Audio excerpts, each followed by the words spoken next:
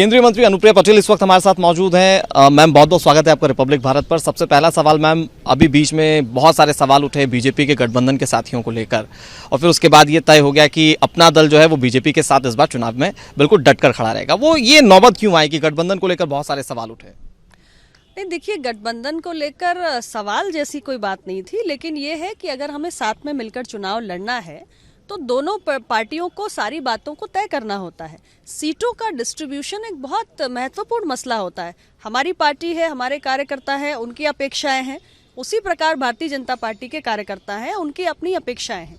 तो दोनों दलों के कार्यकर्ताओं की अपेक्षाओं के बीच में एक संतुलन बनाने की जो प्रक्रिया होती है उसमें समय भी लगता है, उसमें तमाम तरीके के कॉम्प्लिकेशंस भी होते हैं, और लेकिन मैं यही कहूंगी कि वो एक सकारात्मक दिशा में पूरी प्रक्रिया आगे बढ़ी और अब हम अंतिम निष्कर्ष की ओर हैं।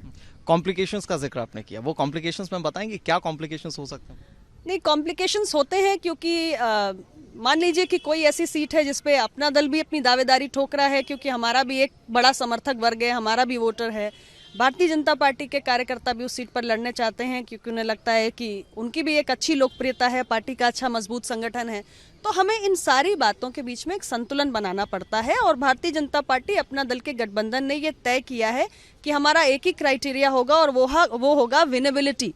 यानी कि हमने तय करना है कि हम हर एक सीट जीतें।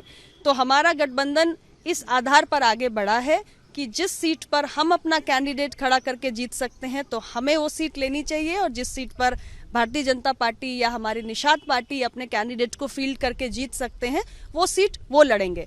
तो मुझे लगता है तीनों सहयोगियों के दिमाग में बिल्कुल स्पष्ट बात है कि विनेबिलिटी हमारी प्राथमिकता है। वो इंजीनियरिंग सेट कैसे हुई है? कितने नंबर्स आपको दिए गए हैं, कितने नंबर्स दूसरे को, क्या वो रिवील करेंगे? देखिए, अभी मैं नंबर्स रिवील नहीं करूंगी क्योंकि हमारी बातचीत बस अब अंतिम दौर पे पहुंच चुकी है और ये मेरे लिए उचित नहीं। मुझे लगता है मैम कि पिछली बार के अगर इलेक्शन के रिजल्ट्स देखें, आपके पास 9 सीटें आई थी, 11 उम्मीदवार आपने उतारे थे, तो मुझे लगता है कि आप लोगों की एक्सपेक्टेशंस हाई होनी चाहिए बीजेपी से। नहीं, एक्सपेक्टेशंस तो देखिए, कार्यकर्ता मेहनत करते हैं तो एक्सपेक्टेशंस बढ़ती ही हैं, और अपना दल पहले से ज्यादा सीटें भी लड़ेगा, लेकिन हमारी बातचीत अंतिम दौर पर है और बस एक आध दिन में वो फाइनल हो जाएगी और अंतिम स्वरूप पर पहुंचेगी। हम आपको आंकड़े बताएंगे। कुछ संकेत दे दीजिए। 15+? मैं बस इतना ही कहूंगी कि अपना दल पिछली बार से ज्यादा सीटों पर लड़ेगा।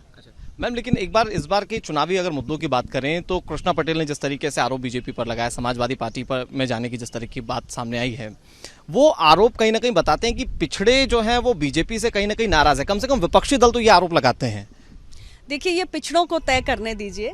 उत्तर प्रदेश की राजनीति में चुनाव के वक्त पिछड़ों की अचानक बहुत चर्चा होने लगती है, क्योंकि उत्तर प्रदेश में 50% से ज्यादा पिछड़ों की आबादी है, और इसलिए हमारे राज्य में सरकार बनाने में पिछड़ा वर्ग की एक महती भूमिका होती है। जिधर भी पिछड़ा वर्ग का वोटर मूव करता है, उस गठबंधन को या उस राजनीतिक दल को सरकार बनाने का अवसर उत्तर प्रदेश में मिलता है। इसलिए अचानक चुनाव के समय बहुत तेजी से चर्चा होने लगती है, और मैं इतना ही कहूंगी कि पिछड़ों को तय करने दीजिए। अच्छा, पिछड़ों के साथ बात महिलाओं की भी हो रही है। खुद प्रियंका गांधी एक प्रेस कॉन्फ्रेंस में कह चुकी हैं कि आपको कोई दूसरा चेहरा नजर आता है क्या, तो उन्होंने अपने आप को इस तरह से बताने की कोशिश की मानो वही मुख्यमंत्री चेहरा हूं। इसके अलावा अपर्णा यादव आपकी पार्टी में, मतलब आपके गठबंधन में शामिल हुई हैं। इसके अलावा समाजवादी पार्टी भी कुछ महिला नेताओं को आगे कर रही है। उसको किस तरह से देख रही हैं आप? महिलाओं की भागीदारी क्या वाकई राजनीति में वैसी है जिसको दिखाने की कोशिश की जाती है पार्टियों की ओर से? देखिए, महिलाओं की राजनीति में भागीदारी अभी उतनी तो नहीं है जितनी होनी चाहिए। हम कहते हैं कि महिलाएं आधी आबादी हैं, तो आधी तो भागीदारी अभी महिलाओं की नहीं हो पाई है। लेकिन अगर राजनीतिक दल इस दिशा में सोच रहे हैं और अपनी अपनी पार्टियों में महिलाओं का प्रतिनिधित्व बढ़ा रहे हैं, चाहे संगठन की दृष्टि से या टिकट डिस्ट्रीब्यूशन में, तो मैं इसे एक अच्छा संकेत मानती हूँ। आप लोगों का जब सीट बंटवारा होगा तो महिलाओं की जो उसमें भागीदारी है वो ज्यादा हम मान के चले?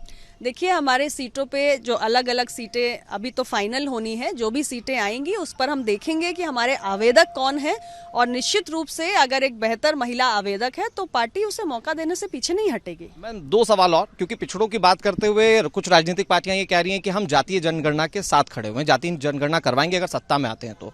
आप चूंकि बीजेपी के साथ गठबंधन में, क्या किसी तरह की कोई बातचीत हुई आपकी बीजेपी से? देखिए, मैं अपनी पार्टी का स्पष्ट रूप से रुख बता दूं, हम जातीय जनगणना के पक्षधर हैं, और हमने इस बात को संसद में भी कहा है, एनडीए की मीटिंग्स में भी कहा है कि कास्ट सेंसस को लेकर हमारे गठबंधन को विचार करना चाहिए।